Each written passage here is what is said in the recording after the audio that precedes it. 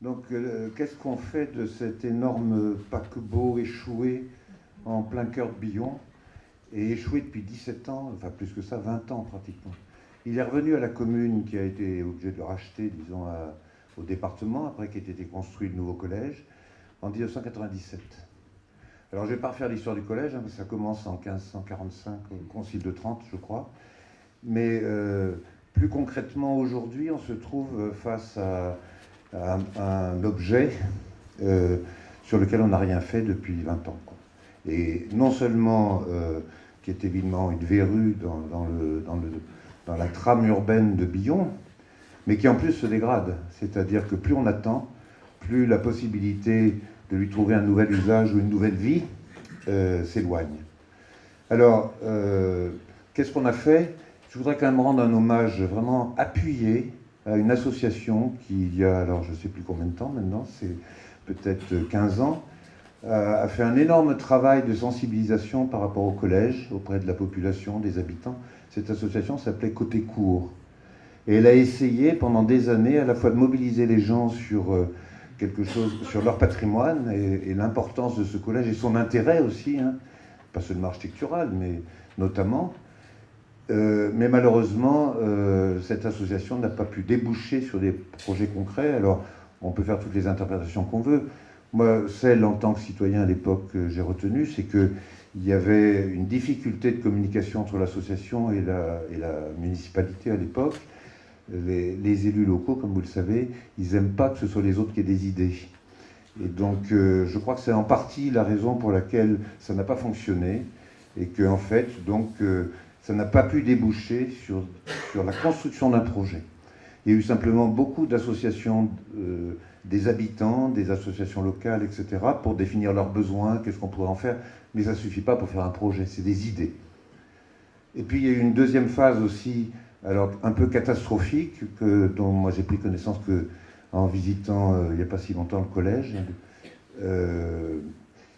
c'est qu'il y a eu d'énormes travaux qui ont été faits dans le collège, en pure perte. C'était à des centaines de milliers d'euros, je pense qu'on peut dire ça, qui ont été dépensés alors, autour des années 70, sur des projets qui ont été élaborés sans aucune concertation et qui ont abouti à des réalisations partielles.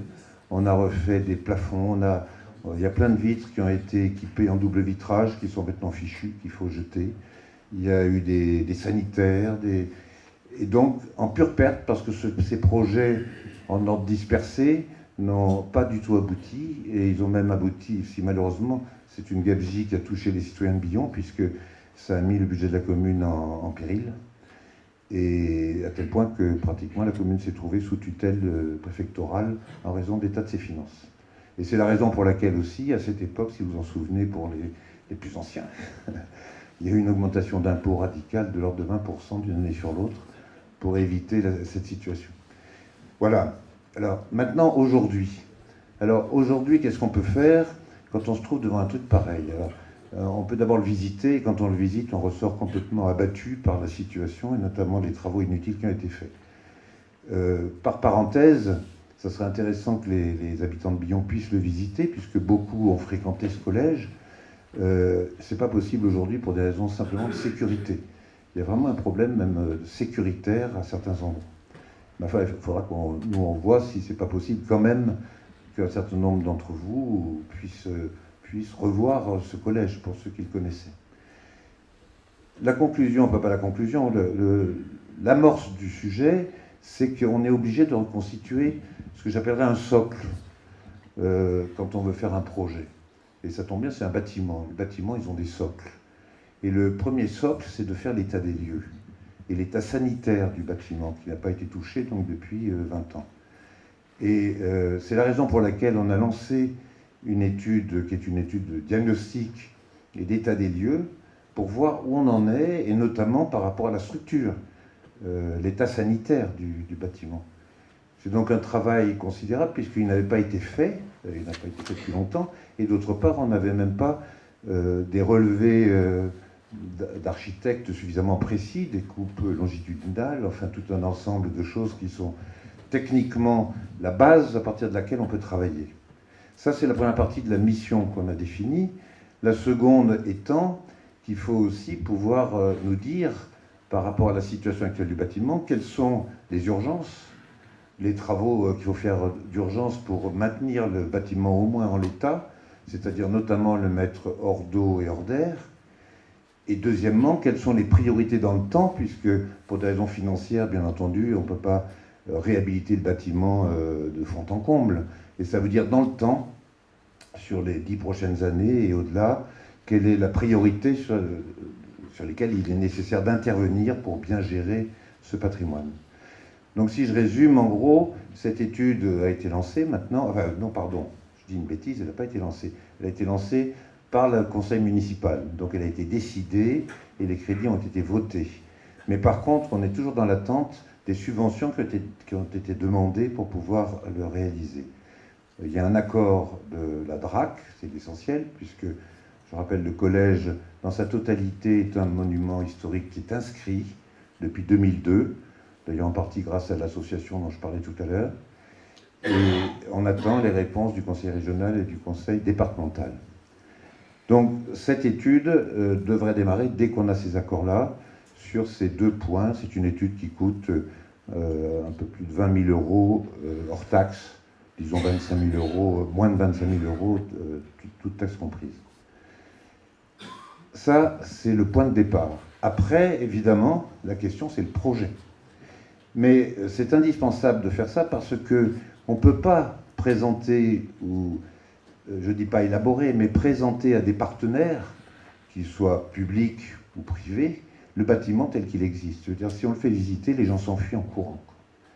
Parce qu'il y a des gravats dans tous les sens. Je ne vous dis pas les amoncellements de fientes de pigeons qui sont impressionnantes. Il faut pratiquement se mettre les bras devant la tête quand on circule dans certaines pièces à cause des pigeons. Et c'est une preuve que la municipalité elle-même, si elle ne s'intéresse pas à son bâtiment et essaie de le maintenir et de l'entretenir, comment peut-elle espérer attirer des investisseurs ou des financiers extérieurs? Et donc la condition minimum, c'est de rendre le bâtiment sexy, comme dit le conservateur régional des monuments historiques, c'est-à-dire qu'on puisse au moins le faire visiter à des gens qui pourraient avoir des projets ou des idées et surtout des moyens de financement. Maintenant, dernier point, pour ne pas être trop long, il est clair qu'un projet de cette envergure n'est pas à la hauteur des finances de Billon. Il y a un projet important dans le mandat qui sera déjà suffisamment coûteux.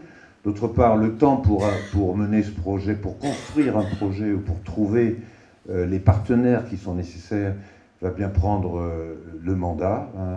Si on le fait en 4 ans, ça sera bien.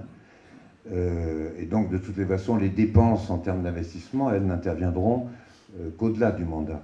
Mais d'ici là, il faut arriver à monter un projet qui soit un projet complètement partagé par ceux qui ont les moyens de les financer. Ni la commune, ni la communauté de communes, qui connaît aussi les mêmes rigueurs budgétaires, mais surtout compte tenu de l'ampleur du bâtiment, 7000 m², il s'agit d'un projet qui dépasse largement l'intérêt local, qui est au moins à l'échelle du pôle d'agglomération clermontoise. Il faut qu'il intéresse le Conseil général et régional. Et la région Rhône-Alpes-Auvergne, maintenant, on peut penser qu'elle a un peu plus de moyens. En tous les cas, elle ne compte pas avec les mêmes zéros derrière les virgules que la nôtre. Et voir l'État. Voilà. Donc c'est un défi considérable. On n'est pas du tout certain d'aboutir. Mais nous pensons que c'est dans cet ordre-là qu'il faut prendre les choses.